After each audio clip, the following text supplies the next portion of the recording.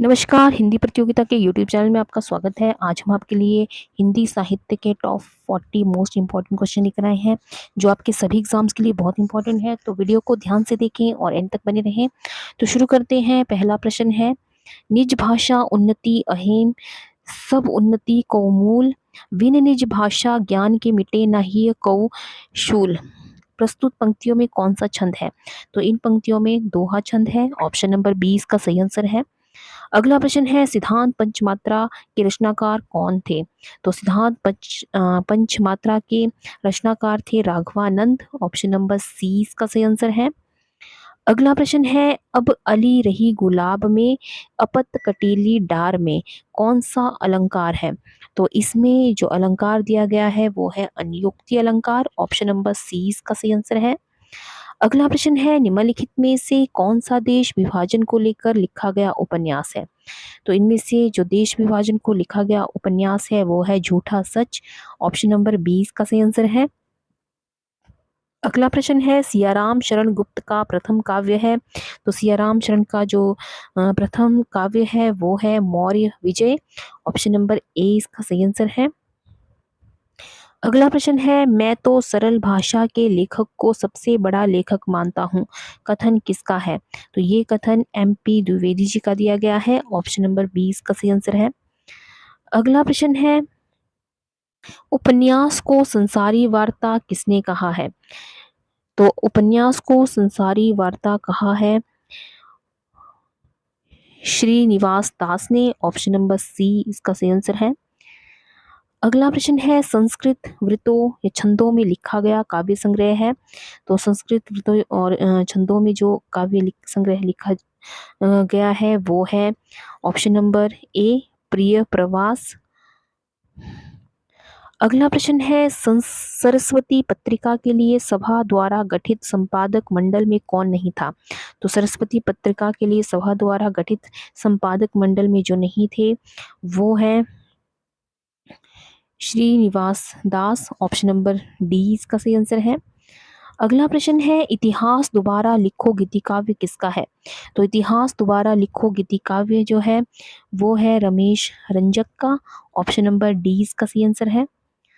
अगला प्रश्न है, लोहे का स्वाद लोहार से मत पूछो, उस घोड़े से पूछो जिसके मुंह में लगाम है। धूमिल की इन पंक्तियों में लोहार प्रतीक है, तो इसमें लोहार जो है वो शोषक है।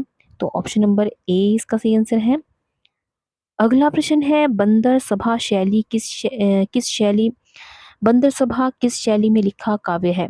तो बंदर सभा जो है पैरोडी शैली में लिखा गया काव्य है। ऑप्शन नंबर सी इसका सही आंसर है। अगला प्रश्न है, प्रिय प्रवास की विशेषता नहीं है। तो प्रिय प्रवास की जो विशेषता नहीं है वो है खंड काव्य, ये नहीं है। ऑप्शन नंबर सी इसका सही आंसर है। अगला प्रश्न है, धरती हिलकर नींद भगा देवजरानंद नाद से व्योम जगा दे देव और कुछ लाग लगा देव पंक्तियों के रचयिता है। तो इन देव पंक्तियों के रचयिता है मैथिली शरण गुप्त। ऑप्शन नंबर 20 का सही आंसर है। अगला प्रश्न है, हरिऔध कृत प्रिय प्रवास में सर्गों की संख्या है। तो इसमें सर्गों की कुल संख्या है 17। ऑप्शन नंबर ए इसका सही आंसर है। अगला प्रश्न है, कौन सी रचना आलोक धनवा की नहीं है? तो इनमें से जो रचना आलोक धनवा की नहीं है वो है चक्रव्यूह। ऑप्शन नंबर डी इसका सही आंसर है। अगला प्रश्न है, अज्ञेय की प्रथम कृति है। तो इसमें अज्ञेय की जो प्रथम कृति है वो है भग्नदूत। ऑप्शन नंबर 20 का सही आंसर है। अगला प्रश्न है, भारतेंदु की खड़ी बोली में लिखी कविता नहीं है। तो जो कविता जो है खड़ी बोली में नहीं लिखी है वो है प्रात समीरन। ऑप्शन नंबर ए इसका सही आंसर है। अगला प्रश्न है, शरद जोशी का व्यंग्य नदी में खड़ा कवि किस साहित्यकार आधारित है? तो नदी में खड़ा कवि जो है वो अज्ञेय जी पर आधारित है। ऑप्शन नंबर ए इसका सही आंसर है। अगला प्रश्न है, शैली विज्ञान को रीति विज्ञान नाम किसने दिया है? तो शैली विज्ञान को रीति विज्ञान नाम दिया विद्यानिवास मिश्र ने। ऑप्शन नंबर 20 का सही आंसर है। अगला प्रश्न है, चलती चक्की चंडूखाने की गप रंग रूटों की फौज किस पत्र के स्थायी स्तंभ थे? तो ये मतवाला पत्र के स्थायी स्तंभ थे। ऑप्शन नंबर सी इसका सही आंसर है। अगला प्रश्न है, कन्या का तपोवन नाटक किसका है?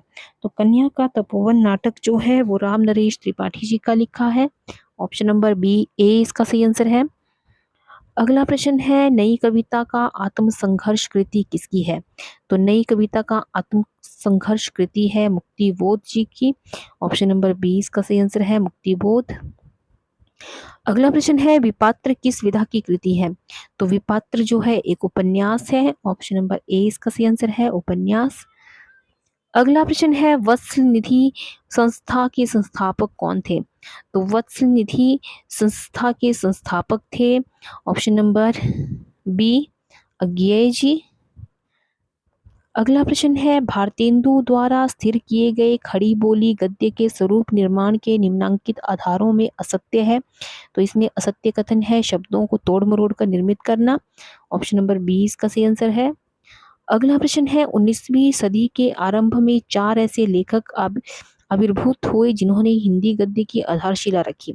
इनमें से किसी गद्य शैली की शैली परवर्ती गद्य लेखकों द्वारा अपनाई गई। तो इनमें से जिसकी गद्य शैली प्रवर्ती गद्य लेखकों के द्वारा अपनाई गई थी तो वो है सदल मिश्र। सदल मिश्र की गद्य शैली जो है वो प्रवृत्ति गद्य लेखकों द्वारा अपनाई गई है। तो ऑप्शन नंबर 20 का सही आंसर है। अगला प्रश्न है, हिंदी उर्दू विवाद को किस राजनेता ने सांप्रदायिक रंग देते हुए उर्दू को मुसलमानों की निशानी बताया? तो ये उर्दू को जो है मुसलमानों की निशानी बताया था इंशाअल्लाह खान ने। ऑप्शन नंबर 20 का सही आंसर है। अगला प्रश्न है, सॉरी तो हिंदू मुसलमानों को निशानी बताया उर्दू को मुसलमानों की निशानी सैयद अहमद खान ने बताया है। ऑप्शन नंबर सी इसका सही आंसर है।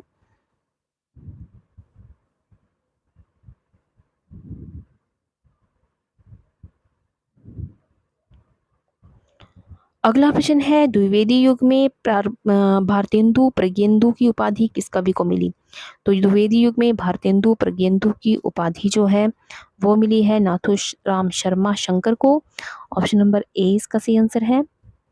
अगला प्रश्न है, पूर्ण किस कवि का उपनाम है? तो पूर्ण जो है वो राय देवी प्रसाद जी का उपनाम है। ऑप्शन नंबर सी इसका सही आंसर है।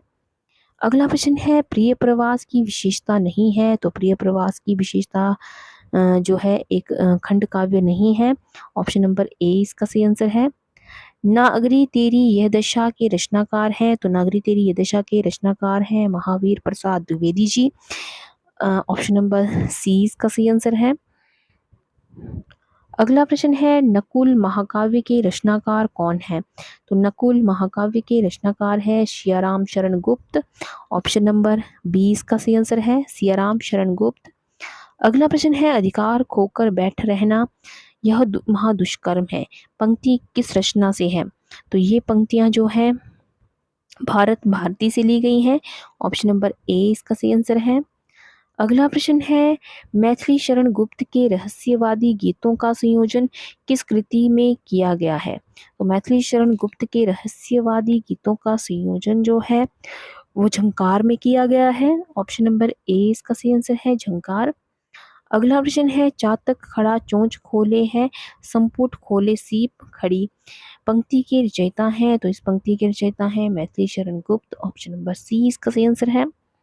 अगला प्रश्न है, सारे देव वृंद से खींचकर देवराज के नयन हजार कामदेव पर बड़े चाव से आकर पड़े ही बार पंक्तियों के रचयिता हैं। तो इन पंक्तियों के रचयिता हैं महावीर प्रसाद द्विवेदी जी।